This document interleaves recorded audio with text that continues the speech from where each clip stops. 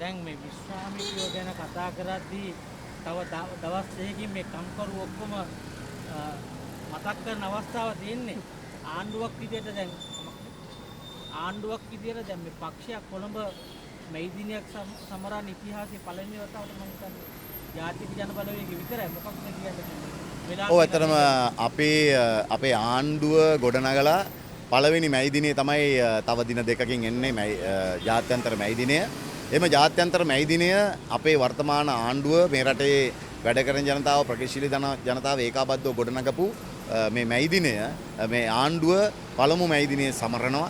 ඉතින් මේ මැයි දිනය අපේ ඉතිහාසය පුරාම අවධාරණය කරපු දේ තමයි මැයි දිනයක් කියලා කියන්නේ හුදෙක් අයිතීන් ඉල්ලා හඬ නගන දිනයක් පමණක් නෙවෙයි සමාජ පරිවර්තනයක් වෙනුවෙන් අරගල කරන දිනයක්. ඉතින් ඒ සමාජ පරිවර්තනයට ඕන කරන මූලික පියවර අපි දැන් තියලා තියෙනවා. ඉතින් ඒ මූලික පියවර තියලා සමරන පළවෙනි මැයි දිනය අපි බලාපොරොත්තු වෙන ඉදිරියේදී මේ රට නිවැරදි දිශාවට ගෙනියන මේ රටේ වැඩ කරන පන්තියත් ඒකාබද්ධ කරගත්ත ගමනක් යන්න මේ මැයි දිනයත් අපි ඉදිරියේදී ශක්තියක් කරගන්න බලාපොරොත්තු වෙනවා. ආණ්ඩුව විතරයි කොළඹ මැයි දිනයක් කරන්නේ.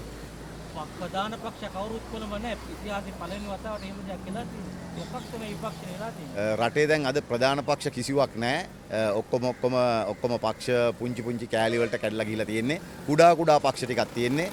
අද රටේ තියෙන එකම ප්‍රධානම ප්‍රබලම පක්ෂය ජාතික ජනබලවේගය විතරයි. ඉතින් ඒක තමයි මේ මැයි දිනෙත් අපිට පෙන්눔 කරමින් තිබෙන්නේ. මේ පළාපල මැතිවරණෙත් ඒක අපිට ඉතාමත් හොඳින් පෙනෙමින් තිබෙනවා. අද මේ රටේ සංවිධානාත්මක මැතිවරණ ව්‍යාපාරයක නියැලෙන්නේ ජාතික ජනබලවේගයේ මාලිමාව පමණයි. ඒ වගේම තමයි මැයි දිනයත් ඒ ඉරණම තමයි මේ පක්ෂ වලට අත් වෙලා තිබෙන්නේ. ඔබතුමාලා ඊළඟ මැතිවරණය වෙනුවෙන් බලය පෙන්වන්නද මේ හදන්නේ? එකක් ඔව් මැතිවරණයත් වෙනුවෙන් බලය පෙන්වීමකුත් මෙතන සිදු වෙනවා. ඒ වගේම තමයි අපිට විශේෂයෙන්ම වැඩ කරන පන්තියේ පක්ෂයක් ලෙස අපි මැයි දිනය ඒක හැමදාම අපි මැයි දිනය ඉතාමත් උත්කර්ෂවත් ලෙස සැමරුවා. ඉතින් මේ වතාවේ අපි තවදුරටත් එය මේ ඊටත් වඩා උත්කර්ෂවත් ලෙස සමරන්න සූදානම් වෙලා ඉන්නවා. අන්තිමට දැන් රනිල් වික්‍රමසිංහ මහත්තයා අල්ලස්සකට ඇවිල්ලා ගිහිල්ලා කියනවා මේ අනේ මන් දන්නේ මගේ නිලුම මේ අමරදිසානාගේ ජනාධිපතිතුමාට ගිහිල්ලා කියන තුමා මොකද මේ කරන්නේ මේ අල්ලස්සකට ඇවිල්ලා මට මතක විදියට අප්‍රේල් මාසේ 11 වෙනිදා තමයි මේ දුරකථනෙත් අවශ්‍ය නම් තියෙනවා පෙන්වන්න පුළුවන් රනිල් වික්‍රමසිංහ ඔබට අදත් ගිහිල්ලා බලන්න පුළුවන් රනිල් වික්‍රමසිංහගේ Facebook පිටුවේ ඔහු සඳහන් කරනවා ඔහුට අල්ලස් එකෙන් කැඳවලා තිබෙනවා එදා යන්න වෙන්නේ නැහැ කියලා. ඒක මේ අලුතෙන් අනුරාධිසානායක සහෝදරයා කොහෙවත් ලියුමක් හොයාගෙන කියූප එකක් නෙවෙයි.